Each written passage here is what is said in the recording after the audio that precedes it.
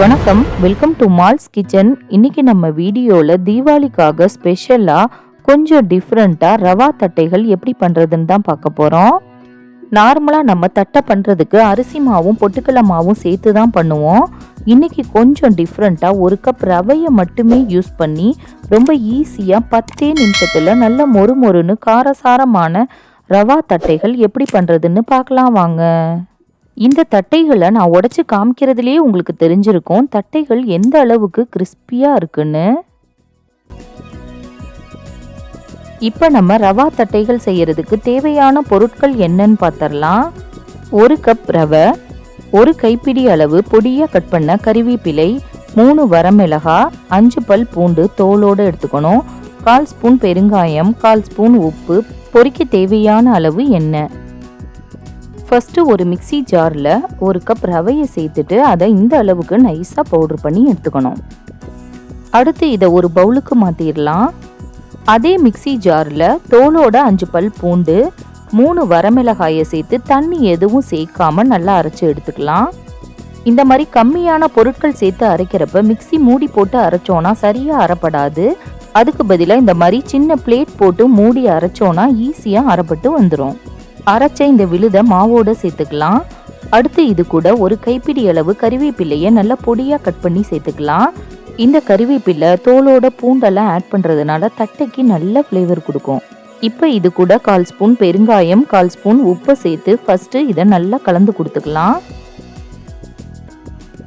தட்டை நல்லா கிறிஸ்பியாக வர்றதுக்காக 2 ஸ்பூன் எண்ணெயை நல்லா சூடு பண்ணி இந்த மாவோட சேர்த்துக்கலாம். எண்ணெய் நல்லா சூடாக இருக்கனால ஃபஸ்ட்டு நம்ம ஸ்பூனில் மிக்ஸ் பண்ணிவிட்டு அதுக்கப்புறம் கையில் மிக்ஸ் பண்ணிக்கலாம்.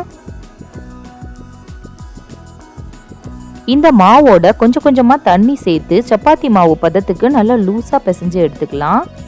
இந்த மாவோட ஒரு 2 ஸ்பூன் ஊற வச்ச கடலைப்பருப்பு இல்லை பாசிப்பருப்பு, அப்படி இல்லைன்னா வறுத்த வேர்க்கடலை கூட ஆட் பண்ணிக்கலாம். டேஸ்ட் ரொம்ப சூப்பராக இருக்கும்.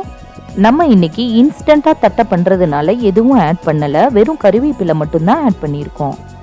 இந்த அளவுக்கு மாவு நல்லா லூஸாக பிசைஞ்சு எடுத்துக்கணும். ஏன்னா இதை நம்ம 10 நிமிஷம் அப்படியே ஊற விட போகிறோம். இதில் நம்ம ரவை ஆட் பண்ணியிருக்கிறதுனால ஊற ஊற பார்த்திங்கன்னா கொஞ்சம் இந்த மாதிரி ஹார்டாக ஆரம்பிக்கும். அதுக்கப்புறம் பார்த்திங்கன்னா நம்ம தட்டை தேய்க்கிறதுக்கு கொஞ்சம் ஈஸியாக இருக்கும். இப்போ நம்ம தட்டைகளை தேய்ச்சி எடுக்க போகிறோம். அதுக்கு சப்பாத்தி கட்டை ஒன்று எடுத்துட்டு அடியில் மாவு ஒட்டாமல் இருக்கிறதுக்காக கொஞ்சமாக மைதா மாவு இல்லை கோதுமை மாவு தூவிட்டு அதுக்கு மேலே மாவை வச்சு நம்ம எந்த அளவுக்கு மெலிசாக தேய்க்க முடியுமோ அந்த அளவுக்கு மெலிசாக தேய்ச்சி எடுத்துக்கணும். அப்போ தான் தட்டைகள் நமக்கு நல்ல கிறிஸ்பியாக கிடைக்கும்.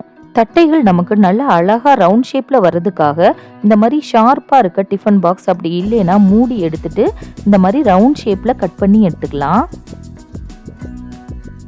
எக்ஸஸாக இருக்க மாவு எல்லாத்தையுமே ரிமூவ் பண்ணிவிட்டு அதை திரும்பவும் நம்ம இதே மாதிரி தேய்ச்சி எடுத்துக்கலாம்.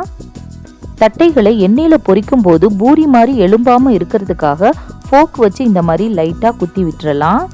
எல்லா தட்டைகளையுமே இந்த அளவுக்கு நல்லா மெலிசாக தேய்ச்சி எடுத்துக்கணும். தட்டை தட்டுறதுக்கு இன்னொரு மெத்தட் பார்த்தீங்கன்னா இந்த மாதிரி எண்ணெய் கவர் அப்படி இல்லைன்னா பால் கவர் கூட யூஸ் பண்ணிக்கலாம். நம்ம வீட்டில் அடிப்பகுதி ஃப்ளாட்டாக இருக்க மாதிரி ஒரு பாத்திரம் எடுத்துட்டு இந்த மாதிரி நல்லா மெலிசாக அழுத்திக்கலாம். அப்படி இல்லைன்னா இந்த மாதிரி நார்மலாக கையில் கூட தட்டி எடுத்துக்கலாம். எந்த மெத்தட் உங்களுக்கு ஈஸியாக இருக்கோ அந்த மெத்தடை ஃபாலோ பண்ணிக்கோங்க. வெறும் 1 கப் ரவையில் எனக்கு எவ்வளோ தட்டைகள் கிடைச்சிருக்கு பாருங்க. அடுத்து இந்த தட்டைகளை எல்லாம் நம்ம எண்ணெயில் பொரிச்சு எடுத்துக்கலாம். அதுக்கு கடாய் ஒன்று அடுப்பில் வச்சு நல்லா ஹீட் ஆனோன்னா பொரிக்க தேவையான அளவு எண்ணெய் நல்லா காஞ்சோன்னு அடுப்பை மிதமான தீயில வச்சுட்டு இந்த தட்டைகளை எல்லாத்தையுமே பொரிச்சு எடுத்துக்கலாம். தீயை அதிகமாக வச்சோன்னா டக்குன்னு கலர் சேஞ்ச் ஆகிடும், உள்ளே வேகாது. அதனால மிதமான தீயில பொரிச்சு எடுத்தோன்னா தான் தட்டைகள் நமக்கு நல்லா கிறிஸ்பியாக கிடைக்கும். நம்ம வீட்டில் ஸ்நாக்ஸ் எதுவுமே இல்லைன்னு வச்சுக்கோங்க, டக்குன்னு நம்ம வீட்டில் இருக்கிற பொருட்களை வச்சு ரொம்ப ஈஸியாக 10 நிமிஷத்தில் இந்த ரவா தட்டையை செஞ்சு முடிச்சிடலாம். இப்போ பாருங்க, எண்ணெயில் இருந்த சலசலப்பெல்லாம் நல்லா அடங்கிருச்சு. தட்டைகளும் நல்லா கோல்டன் கலரில் வந்துருச்சு. இந்த ஸ்டேஜில் நம்ம எல்லா தட்டைகளையுமே எடுத்துடலாம். இதே மாதிரி மீதி இருக்கிற எல்லா தட்டைகளையும் நம்ம எண்ணெயில் பொரிச்சு எடுத்துக்கலாம். நல்லா மொறுமொறுன்னு காரசாரமான ரவா தட்டைகள் தயாராயிடுச்சு. இந்த தட்டைகள் நல்லா ஆறணுன்னு ஒரு ஏர்டைட் கண்டெய்னர் பாக்ஸில் ஸ்டோர் பண்ணி 10 டேஸ் வரைக்கும் வச்சு சாப்பிடலாம். கண்டிப்பா எல்லாரும் இந்த தீபாவளிக்கு கொஞ்சம் டிஃப்ரெண்டா உங்க வீட்லயும் இந்த ரவா தட்டையை ட்ரை பண்ணி பாருங்க. இந்த வீடியோ உங்களுக்கு பிடிச்சிருந்தா லைக் பண்ணுங்க, மறக்காம ஷேர் பண்ணுங்க. நன்றி.